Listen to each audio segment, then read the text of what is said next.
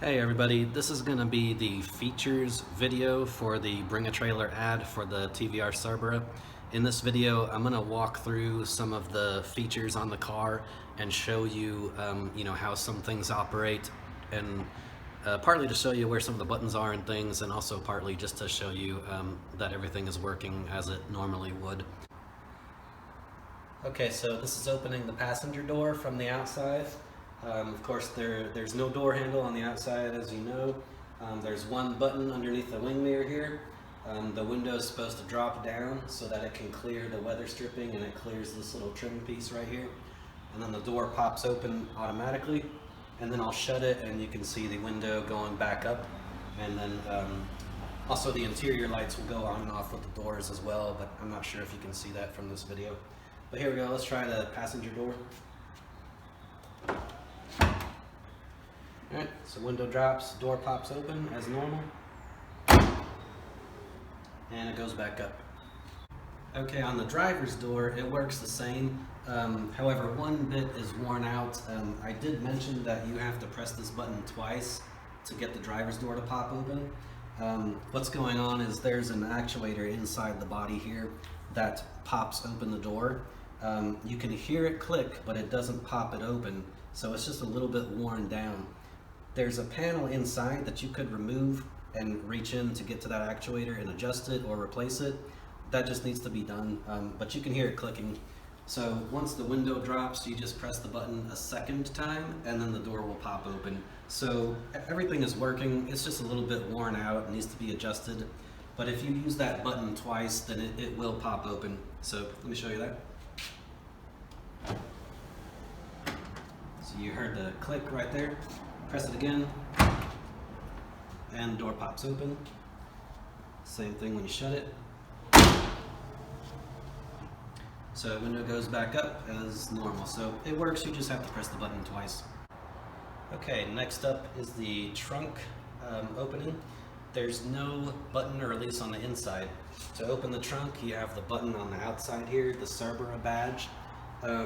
By the way, while we're looking at this, I did mention already this is the incorrect badge. The original badge for this car should just say Cerbera, like that. This one says Cerbera 4.5, that is incorrect. I'm guessing what happened was that one of the previous owners just had to replace this, and I'm guessing that this was all they could find at that time. These badges are one of the parts that are kind of difficult to find.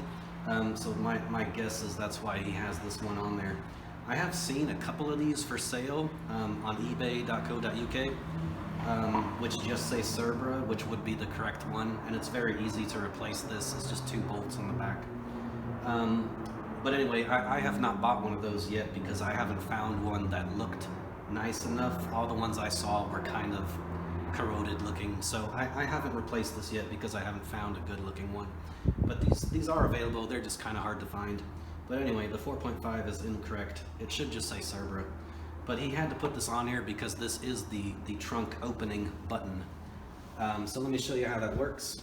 If you want to open the trunk, you just come here, press that button, and the trunk opens up. This is also where the fuel filler is located, right there. And that's it. And just shut it as normal. And again, that's the only way to open the trunk. There is no trunk button on the inside. Alright, so to operate the hood, like most cars, it has a little latch in there underneath the dash that you work. This car has a little wheel. You rotate it one way to unlatch the hood. You rotate it the other way to latch the hood. It has little pins that move, and it locks the hood shut. But anyway, the wheel is located way underneath here, underneath the steering wheel and the dashboard. So you just rotate that wheel and it unlatches everything. And then you just lift it up.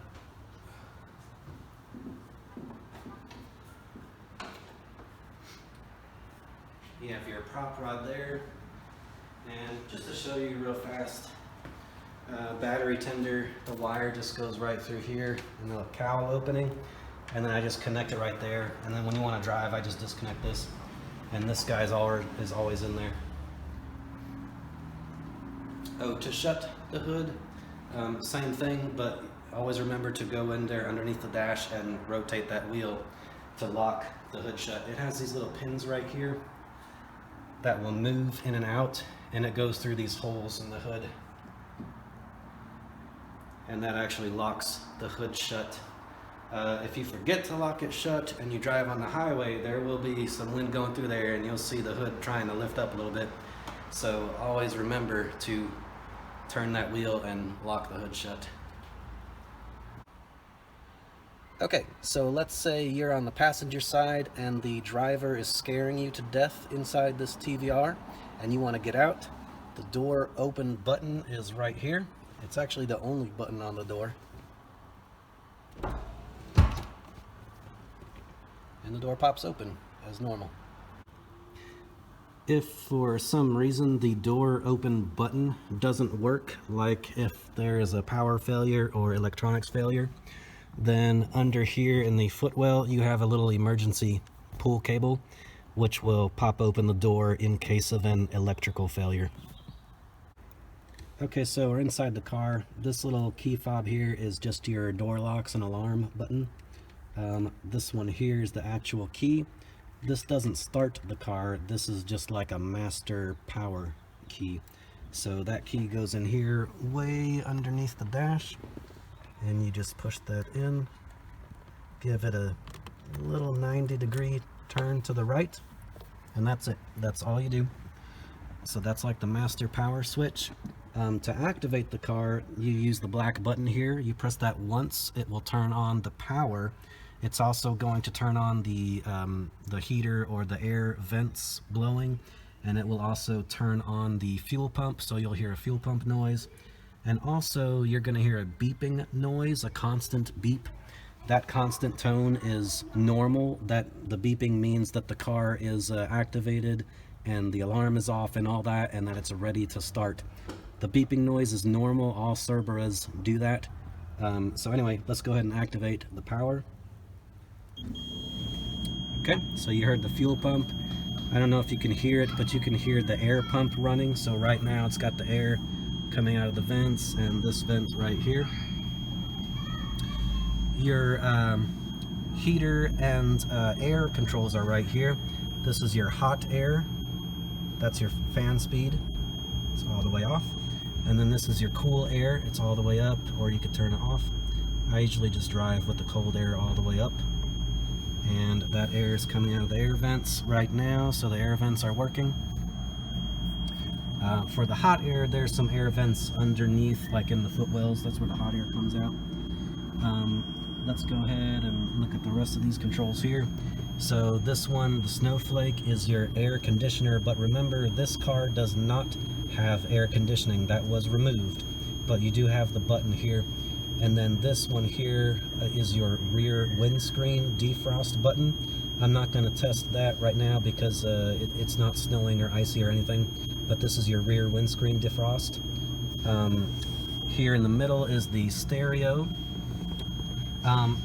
This CD player seems to be not hooked up to the antenna, so I don't think the radio is working. But you know, it's a TVR. You probably want to be listening to the exhaust and not the radio. But anyway, the radio doesn't seem to work, but the CD player does work, so let me test that right here.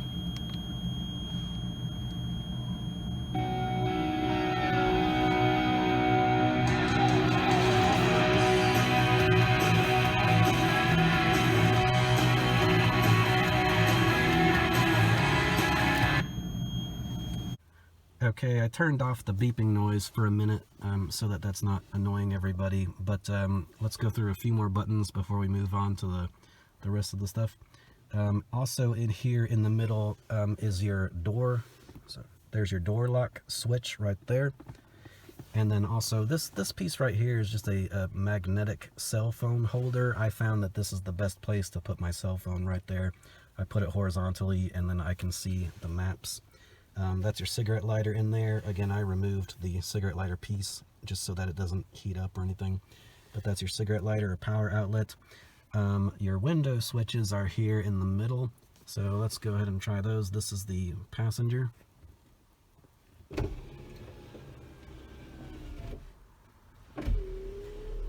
It's a little bit slow going up, but you know, it's an older car. Here's the driver's window.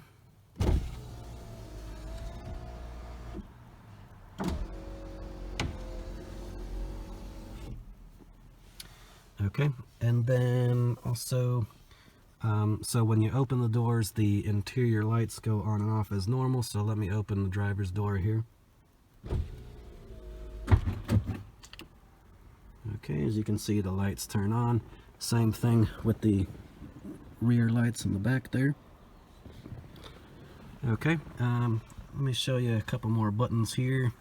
Actually, let me turn the power on so I can go through a few more of these buttons and things. Here's your window motors.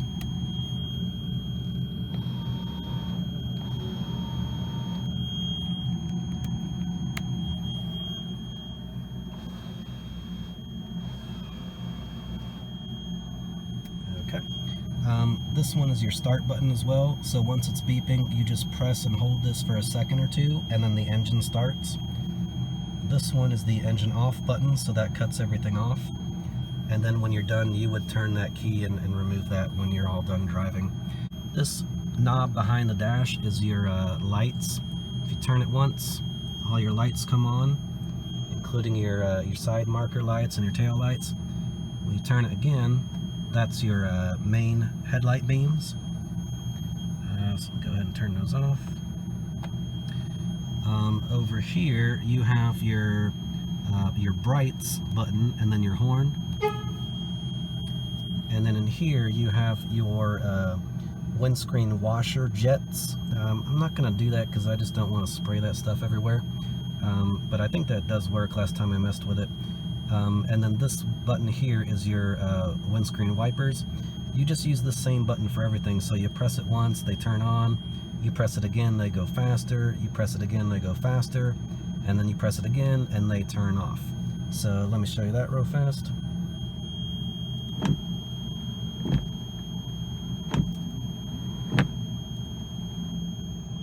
Okay. And then over here on the right, this one here is your fog light button. It has front and rear fog light. Over here is your turn signal. We'll run through all these lights when we're in the exterior shot, so we'll show you all the lights. And then also at the very end of the stalk, you push this button in, and that activates the hazard lights.